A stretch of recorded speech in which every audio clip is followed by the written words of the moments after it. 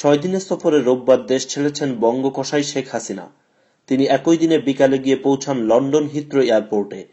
এয়ারপোর্টে শেখ হাসিনার জন্য আগে থেকেই অপেক্ষমাণ ছিলেন হাজার বছরের শ্রেষ্ঠ ব্যাংক ডাকাত সজীব অজয় জয়ের নেতৃত্বে শেখ হাসিনার লুটেরা পরিবারের সদস্যরা।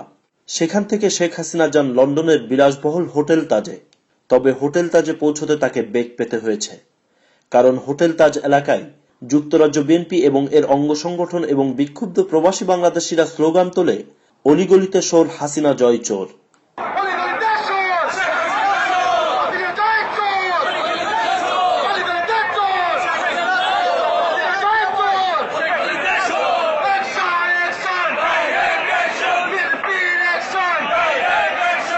বঙ্গকসাই শেখ হাসিনার গাড়িবহরে জুতা এবং পচা ডিম ছুঁড়ে মারে বিক্ষুব্ধ প্রবাসী বাংলাদেশিরা।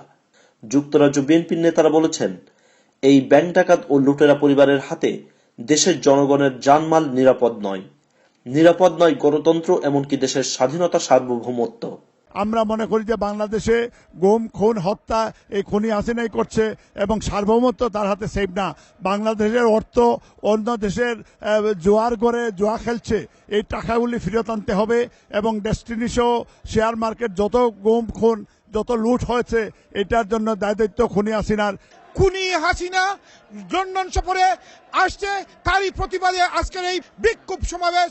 যতদিন এই খুনি হাসিনা লন্ডনে থাকবে ততদিন যুক্তরাজ্য বিএনপির নেতৃত্বে তাকে প্রতিহত করা হবে।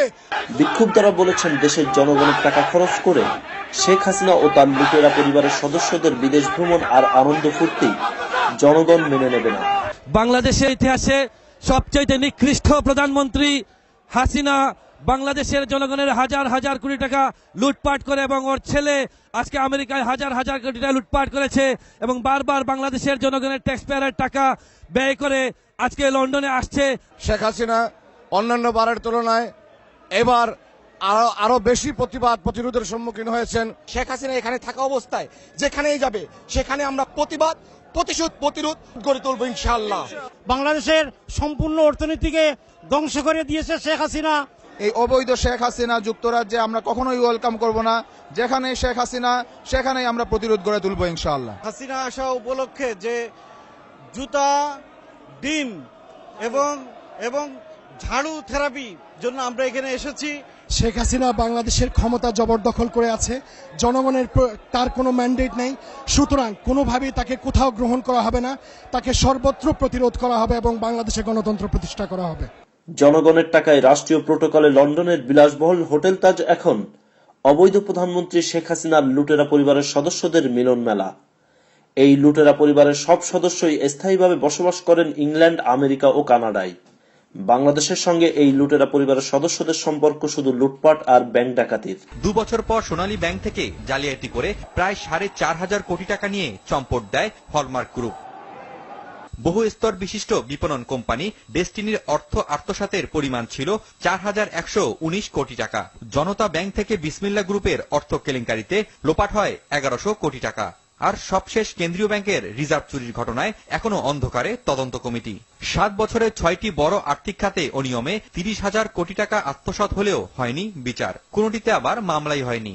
যারা জড়িত তাদের একাংশ অন্তত কোনো না কোনো ভাবে রাজনৈতিকভাবে প্রভাবশালী, তাদের সাথে এক ধরনের যোগসাজশ থাকে। পরিচালনা পর্ষদের মধ্যেই কিন্তু সেটার একটা শক্ত বীজ রোপণ করা হয়েছে। লন্ডন থেকে 18 মে শেখ হাসিনার গন্তব্য বুলগেরিয়া। দেশে বিদেশে শেখ হাসিনার বর্তমান সরকারের বৈধতার সংকট থাকায় বিদেশি কোনো রাষ্ট্র থেকে আমন্ত্রণ পেলেই সেটি মিস করতে চান না শেখ হাসিনা। তাই বুলগেরিয়ায় গ্লোবাল উইমেন্স লিডার্স ফোরাম নামে এক অনুষ্ঠানও হাতছাড়া করেননি রং হেডেড শেখ হাসিনা। যদিও বাস্তবতা হলো, শেখ হাসিনার শাসনামলে নারীরা বাংলাদেশে সবচেয়ে বেশি নির্যাতনের শিকার। খোদ বাংলাদেশ পুলিশ সদর দপ্তরের সূত্র মতে গত 5 বছরে নারী ও শিশুর প্রতি সহিংসতা হয়েছে 1,09,000। এমনকি চলতি বছর অর্থাৎ 2016 সালের জানুয়ারি মাসে 1315, ফেব্রুয়ারি মাসে 1482 এবং মার্চ মাসে 1760টি নারী নির্যাতনের ঘটনা ঘটেছে।